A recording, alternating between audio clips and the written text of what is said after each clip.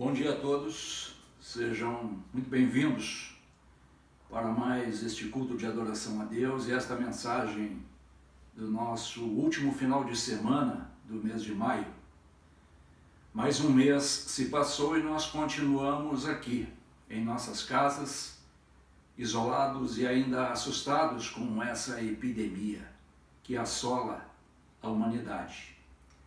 Por outro lado, como eu espero que vocês concordem comigo, está sendo um período promissor para a gente estudar mais, um momento para uma maior reflexão sobre a vida e, por que não dizer, contemplação. Há muito tempo eu não curtia tanto as minhas plantas e colocava as minhas coisas em ordem. Nunca antes se ouviu falar tanto, por exemplo, como nesse período do livro do Apocalipse. Como se essa pandemia, ou pandemônio, como mais parece ser, representasse mesmo o final dos tempos.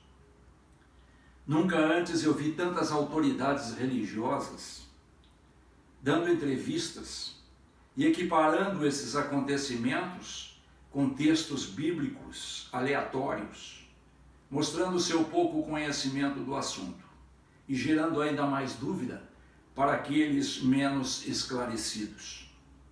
Eu tenho agradecido a Deus dia a dia pelo esclarecimento que temos com a ajuda do Espírito Santo nesse discernimento. O próprio livro do Apocalipse afirma se tratar do desvendamento ou revelação, como o próprio nome o diz, dos seus mistérios, mas apenas para um grupo muito restrito da humanidade que se restringe à igreja. A gente percebe claramente a confirmação disso quando observamos estarrecidos os argumentos desconexos e equivocados de suas iminências ou, entre aspas, santidades. Na semana passada, eu creio que todos nós nos regozijamos com a mensagem simples, mas ao mesmo tempo repleta de sabedoria, tirada de um texto que conhecemos de cor, citado semanalmente na ceia do Senhor, nos nossos cultos. Uma clara demonstração de que a palavra de Deus é viva e eficaz, sempre atual, apesar de ter sido proferida há mais de 2000 anos atrás. Mensagem essa que nos foi trazida pelo nosso irmão Renato, cuja humildade e dedicação à obra se fazem notória. Sem a intenção de exaltá-lo, e ele sabe que eu não sou dado à exaltação de quem quer que seja, a não ser o Senhor, mas reconhecendo que são a esses que Deus se revela, bem como os seus mistérios. Nós podemos ver até uma passagem onde Jesus fala isso, no Evangelho de Mateus, e eu gostaria que abrissem comigo, para que possamos ler este trecho e outros neste mesmo Evangelho. Mateus capítulo 11, do verso 25 ao 27, onde nós lemos: Por aquele tempo exclamou Jesus: Graças te dou, ó Pai, Senhor do céu e da terra, porque ocultaste estas coisas aos sábios e instruídos e as revelastes aos pequeninos. Sim, ó Pai, porque assim foi do teu agrado. Tudo me foi entregue por meu Pai. Ninguém conhece o Filho senão o Pai, e ninguém conhece o Pai senão o Filho, e aquele a quem o Filho o quiser revelar. É interessante essa última frase deste texto, onde afirma as palavras do próprio Senhor Jesus, que este conhecimento do Pai, do Filho e da sua mensagem será dado, como Jesus disse, apenas àqueles a quem Ele quiser revelar. Ele conhece o coração de todas as pessoas e sabe aqueles que o buscam em espírito e em verdade. E é a esses exatamente que Ele quer se revelar. Graças a Deus, nós podemos dizer que fazemos parte dessa irmandade, que se firma e crê somente nessa verdade que nos conforta nesses momentos de dificuldades. Nos fortalece, nos protege de todos os males, inclusive do pior deles, que é a cegueira espiritual, porque essa sim é capaz de levar o homem à morte. Por isso mesmo o Senhor repete as 7 igrejas do Apocalipse, as quais o livro foi endereçado numa representação simbólica de toda a igreja, em todos os lugares e a qualquer tempo. Quem tem ouvidos, ouça o que o Espírito diz às igrejas. Abra comigo rapidamente no livro do Apocalipse, no capítulo 1. Vamos fazer uma leitura breve, já que falamos um pouco do livro. Capítulo 1 do Apocalipse, a partir do verso 1, onde nós lemos. O livro começa com estas palavras: revelação de Jesus Cristo, que Deus lhe deu para mostrar aos seus servos as coisas que em breve devem acontecer e que ele, enviando-o por intermédio do seu anjo, notificou ao seu servo João, o qual atestou a palavra de Deus e o testemunho de Jesus Cristo quanto a tudo que viu. Verso 3. Bem-aventurados aqueles que leem, aqueles que ouvem as palavras da profecia e guardam as coisas nela escritas, pois o tempo está próximo. Aqui, 3 situações que nos fazem observar a importância que o Senhor está dando nas suas palavras. Quando ele diz aqueles que leem, nós sabemos que no primeiro século a leitura não era uma coisa comum entre todos, poucos tinham o dom da leitura, mas ele também diz aqueles que ouvem, porque muito da mensagem era passada através dos que liam para aqueles que não sabiam ler. Mas mais do que isso, ele ainda diz: guardam, aqueles que guardam as coisas nela escritas. Então não basta ler, não basta ouvir, mas tem que guardar, tem que cumprir os mandamentos do Senhor Jesus através da sua palavra, através dos seus ensinamentos. Alguém já me perguntou se essa pandemia é algo previsto nas Escrituras. E a minha resposta é, claro que sim, porque acontece, tudo o que acontece faz parte dos desígnios de Deus. É Ele quem está no controle de tudo. A Bíblia fala que não cai um fio de cabelo de nossas cabeças sem que Ele saiba e permita. O que dizer então de um acontecimento com essas proporções? Uma epidemia que está atingindo o mundo todo, toda a humanidade, ceifando milhares de vidas. Mas, ainda assim, a Escritura fala que não é o fim. É tão somente o princípio das dores. Esta semana me ligaram perguntando a respeito do capítulo 24 de Mateus, voltamos então ao Evangelho, se ali estava se referindo ao final dos tempos, ao final do mundo. Abra comigo a sua Bíblia no capítulo 24 de Mateus. É uma leitura um pouco extensa, mas que eu gostaria que nós fizéssemos juntos nesse momento, e você traçasse um paralelo sobre este fato que Jesus cita aqui, que se refere naturalmente à destruição de Jerusalém e do seu templo, que viria a acontecer no ano 70, ou seja, quase 40 anos depois que ele proferiu estas palavras.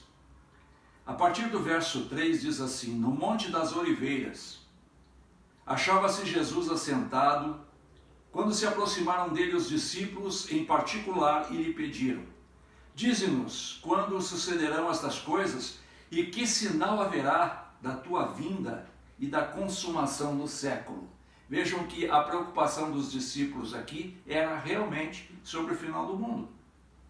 E ele lhes respondeu: vede que ninguém vos engane. Porque virão muitos em meu nome dizendo, eu sou o Cristo, e enganarão a muitos. E certamente ouvireis falar de guerras e rumores de guerras.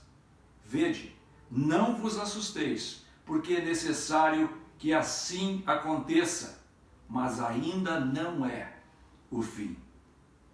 Porquanto se levantará nação contra nação, reino contra reino, e haverá fomes e terremotos em vários lugares. Porém, tudo isto é apenas o princípio das dores. Então sereis atribulados e vos matarão. Sereis odiados de todas as nações por causa do meu nome.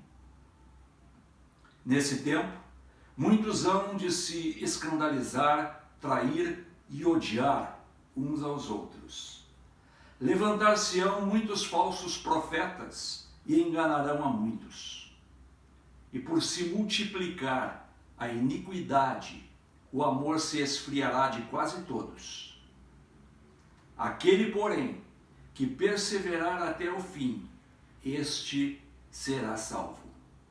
E será pregado este evangelho do reino por todo o mundo, para testemunho de todas as nações.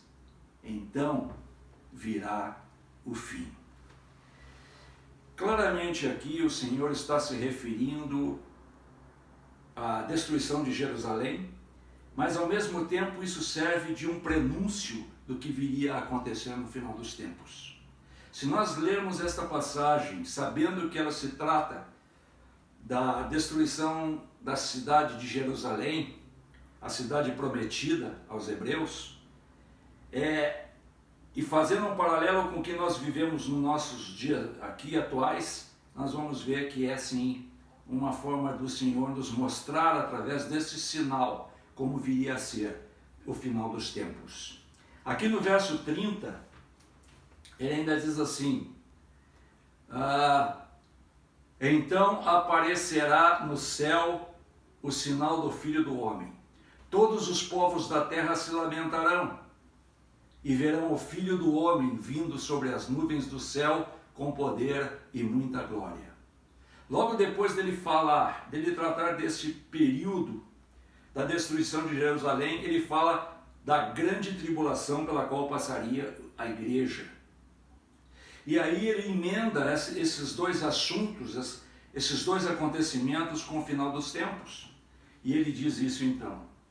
E no verso 31, e ele enviará os seus anjos com grande clangor de trombeta, os quais reunirão os seus escolhidos dos quatro ventos de uma a outra extremidade dos céus. A curiosidade dos apóstolos, dos discípulos que seguiam Jesus naqueles dias, era exatamente essa, de quando isso viria a acontecer. E Jesus então expõe esses dois fatos como sendo correlatos, um sendo um prenúncio do outro. E aí Jesus emenda essa história com a sua vinda, a sua segunda vinda, quando então ele vai arrebatar a sua igreja. E no verso 36 ele diz assim, mas a respeito daquele dia e hora ninguém sabe, nem os anjos dos céus, nem o Filho, senão o Pai.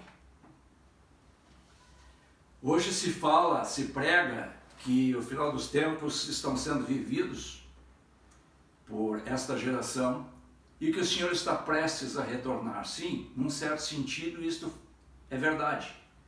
Por outro lado, como Jesus mesmo afirma, ninguém sabe quando isso vai acontecer. E já passamos por situações semelhantes a estas, como falamos na nossa mensagem anterior, de outras pandemias, de outros terremotos, de outras crises humanitárias. Nem por isso o mundo acabou. Talvez não acabe ainda desta vez, mas uma coisa é certa, um dia vai acabar.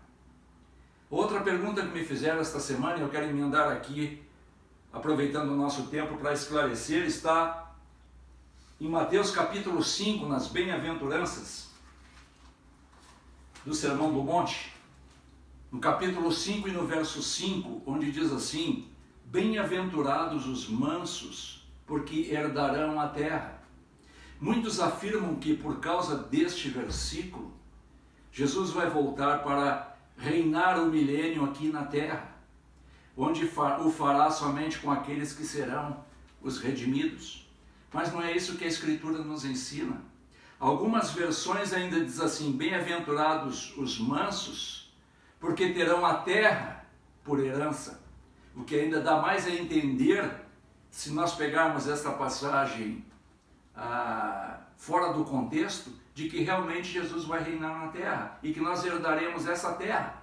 Mas o que nós sabemos, e já tratamos muito disso no passado, inclusive na última mensagem, por isso não gostaria de repetir todo aquele estudo que fizemos a respeito de 2 Pedro, capítulo 3, a partir do verso 7, onde fala que essa terra está prometida para a sua destruição. Essa terra não mais será a terra prometida que foi feita aos judeus, que seria Jerusalém. Jerusalém deixou de ser a terra prometida para a igreja, como era para os judeus. E nós vemos aí muitos pastores fazendo excursões para Jerusalém, para que todos possam conhecer a terra prometida, como se ela também fosse para os cristãos. Mas a Escritura nos ensina que não é assim. Ela foi para os judeus, mas os judeus não o receberam, como o próprio Senhor disse, que ele não foi aceito como Messias pelos próprios judeus, e a terra que era santa deixou de ser. Hoje, a terra prometida para os cristãos é uma terra celestial, é uma nova pátria, é uma nova Jerusalém, como diz nas Escrituras, e como nós podemos ver descrita também no Apocalipse, já no final do livro, no capítulo 21, onde ela é assim descrita. Leia comigo, Apocalipse 21, os primeiros versículos, que diz assim: vi novo céu e nova terra, pois o primeiro céu e a primeira terra passaram, e o mar já não existe. Vi também a cidade santa, a nova Jerusalém, que descia do céu da parte de Deus, ataviada como noiva adornada para o seu esposo. Então ouvi grande voz vinda do trono, dizendo: eis o tabernáculo de Deus com os homens. Deus habitará com eles, eles serão povos de Deus, e Deus mesmo estará com eles. E lhes enxugará dos olhos toda lágrima, e a morte já não existirá. Já não haverá luto, nem pranto, nem dor, porque as primeiras coisas já passaram. O fim, como nós estamos vendo, será precedido pela segunda vinda de Jesus, para arrebatar a sua igreja. Portanto, os cristãos não deveriam mais temer ou se preocupar, porque não serão afetados com o final dos tempos. Como Jesus fala em João capítulo 17, uma das passagens mais lindas do Evangelho de João, e eu diria de toda a Bíblia, onde Jesus, prestes a ser entregue na mão dos inimigos para a sua morte na cruz, faz uma oração a Deus, ao Pai, pedindo não por ele próprio, mas pedindo pela sua igreja, pedindo para os seus discípulos que ficariam nesta terra. E aí em João 17 ele diz assim, nesta sua oração, também chamada de oração sacerdotal de Cristo, ele diz assim, referindo-se à igreja, veja comigo, João capítulo 17, vamos ler o versículos 14 a 18 rapidamente, diz assim: eu lhes tenho dado a tua palavra e o mundo os odiou, porque eles não são do mundo, como também eu não sou. Não peço que os tires do mundo, mas sim que os guardes do mal. Eles não são do mundo, como também eu não sou. Repete ele. Santifica-os na verdade. A tua palavra é a verdade. E assim como tu me enviaste ao mundo, também eu os enviei ao mundo. Portanto, não, mesmo estando no mundo, não pertencemos mais ao mundo. Nós já pertencemos a essa nova pátria, que é a Nova Jerusalém nos céus, para onde todos nós iremos após a nossa existência aqui na terra.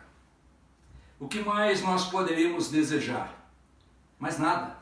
Somente agradecer por esse conhecimento da sua palavra, que é o que definitivamente nos salva dessa epidemia, da ignorância e da morte. Deus os abençoe e lhes dê uma semana abençoada.